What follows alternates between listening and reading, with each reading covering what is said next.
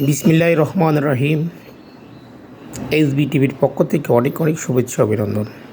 শেখ হাসিনা বাংলাদেশের থেকে পালানোর পরে 10টা মাস অতিবাহিত হয়েছে, কিন্তু আজ জাতি কী পেয়েছে এবং কী সংস্কার হয়েছে 10 মাসে সংস্কার হয়েছে। গ্রামীণ ফোনের 666 কোটি টাকা মকুব করে নিয়েছেন এবং 5 বছরের অগ্রিম ট্যাক্স দেওয়া লাগবে না ওনার। এবং গ্রামীণ ফোনের 20% শেয়ার বাংলাদেশ সরকার পাইতো, সে জায়গায় এখন 10% নিয়ে আসছে।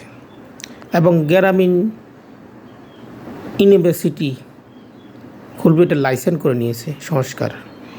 উনি নিচে জনশক্তি রপ্তানি লাইসেন্স করে নিয়েছে। এগুলো হলো সংস্কার।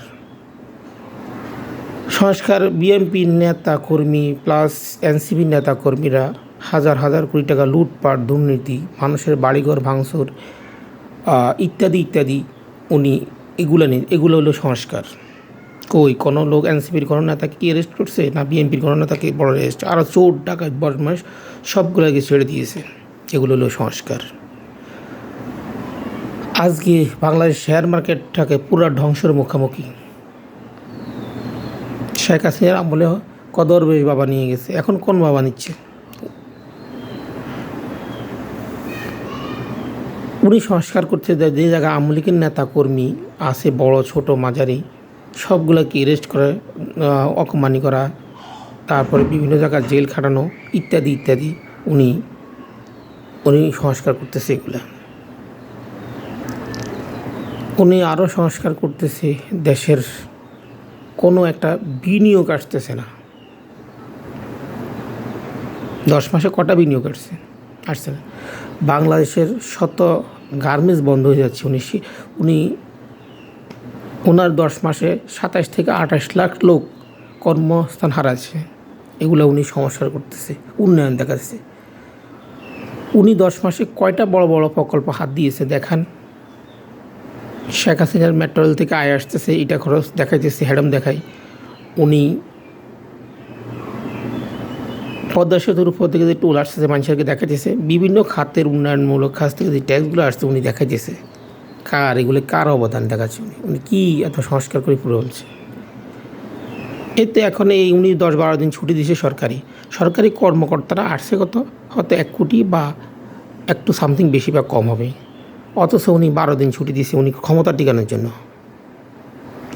নয়তো বা মানুষ একটা ছুটি পাইলে বা ঈদের ছুটি পাইলে 10-12 দিন বাড়িতে থাকি, খাজনা দিয়ে জমি রেজিস্ট্রি করে, পারিবারিক পেঁচাল ভাঙে বা বিভিন্ন রকমের ছাড়ে বা বাচ্চাদের জন্ম নিবন্ধন করে, বিভিন্ন পরিকল্পনা করে।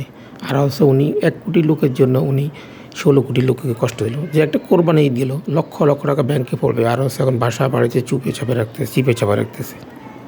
কোনো চুরি হয় নাকি ডাকাতি? উনি একজন ক্ষমতা লোভী। দেশ আজ কোথায় দিয়ে দাঁড়াচ্ছে এটা অনেকেই বুঝতেছে না। অনেকে ইউনূস সাহেবের দালাল। ইউনূস সাহেবের কথা 5 বছর থাকবেন। উনি সংস্কার করছে, টাকা চেঞ্জ করছে, টাকা নতুন করে ছাপ দিছে, মসজিদের জায়গায় মন্দির দিছে। এটা ইন্ডিয়াকে খুশি করেছে। আমার দেশে ইলিশ মাছ আমরা খাইতে পারি না, কত সুন্দর সুন্দর চাওয়া মারছে। আর সবচেয়ে এই 10 মাসে সবচেয়ে বেশি ইলিশ মাছ রপ্তানি হয়েছে ভারতে। দুঃখজনক ব্যাপার। চামড়া বললে আমরা ভারতকে খুশি করার জন্য বাংলাদেশের চামড়ার দাম এখন চামড়া তো কিনতে যাচ্ছে না। তাহলে এগুলো কেন হচ্ছে? এগুলো সংস্কার হচ্ছে না কি হচ্ছে? পুরো জাতিকে ধ্বংস করে দিচ্ছে উনি হয়তো থাকবেন না, এক টাইমে হয়তো তিনি চলে যাবেন, হয়তো বড় একটা নির্বাচন দিবেন, নয়তো না দিবেন। এনসিপির নেতারা যারা রিক্সা চলতে, ওরা এখন 2 কোটি টাকার গাড়িতে চলে। তাইলে এই টাকার আয়ের উৎস কি উনি কি বের করেছে? একটা পিএসে 200, 300, 400 কোটি টাকার মালিক। এগুলো কোথা থেকে আসতেছে? উনি কোনো একটা বড় মেগা প্রকল্প কোনো হাত দিচ্ছে না, একটা রাস্তাঘাট মেরামত করছে না। উনি কি সংস্কার করছে? খালি সংস্কার, আওয়ামী লীগের নেতা কর্মীদেরকে গ্রেপ্তার, হয়রানি, জেলখানাত মেরে ফেলে ফেলন ইত্যাদি ইত্যাদি ইত্যাদি। উনি একেবারে উতামথাম রিজার্ভ বাড়তেছে। গার্মেন্টস বন্ধ, শত শত গার্মেন্টস বন্ধ হয়ে যাচ্ছে, বিভিন্ন কলকারখানা বন্ধ হয়ে যাচ্ছে, বিভিন্ন প্রতিষ্ঠান বন্ধ হয়ে যাচ্ছে। উনি ওগুলো সংস্কার কেন বন্ধ হচ্ছে এগুলোর না করে উনি আর বাবা ওই যে ক্ষমতা থাকার লোভী। তো এইভাবে ভালো লাগে কথাগুলো অবশ্যই শেয়ার করবেন। জয় বাংলা, জয় বঙ্গবন্ধু, বাংলাদেশ দীর্ঘজীবী হোক।